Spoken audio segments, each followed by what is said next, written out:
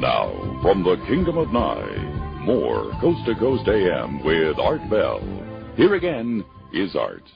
Anyway, so then they take you from Groom Lake, the main facility, and incidentally, Bob, up on my website I've got a picture, a pretty good one, the best one I've ever seen, of the Groom Lake facility, and it shows what appears to be 3 large hangars, with the one in the center perhaps being the largest. Is that your recollection?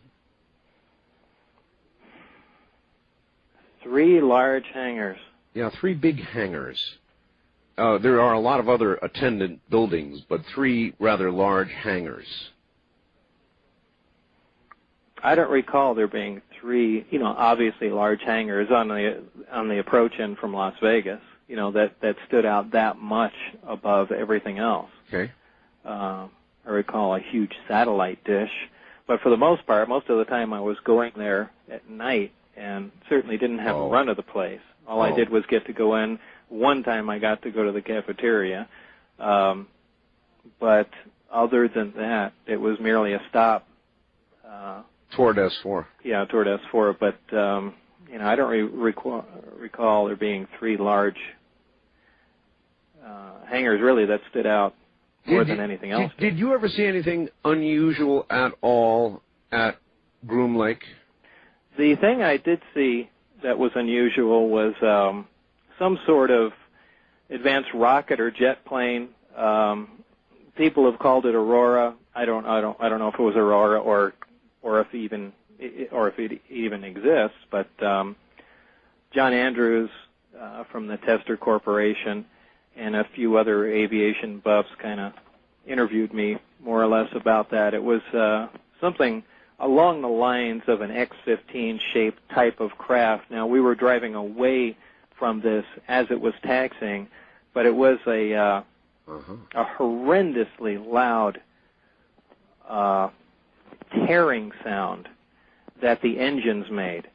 And I think my original description was that it made it sound like the air was tearing, and that's the best description I could give to it. Now, I certainly have heard about the new generation of scramjet engines that have supersonic airflow inside that burn liquid methane and so on and so forth. Whether that was these, I don't know. But I did get a look up the exhaust as we were turning, and it was they were rectangular exhaust with some sort of vanes inside.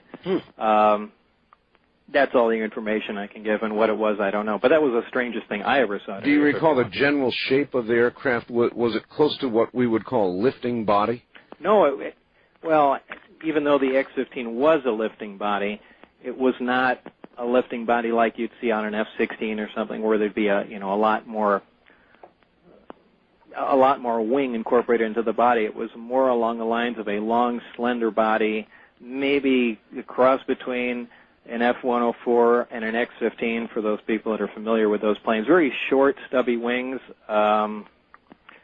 which translates to me, high speed of rotation, high flight speed, and things like that. But again, I didn't get a very good look at it, and I don't know. It could have been anything, a scientific research vehicle or anything. I'm certainly not claiming that was Aurora.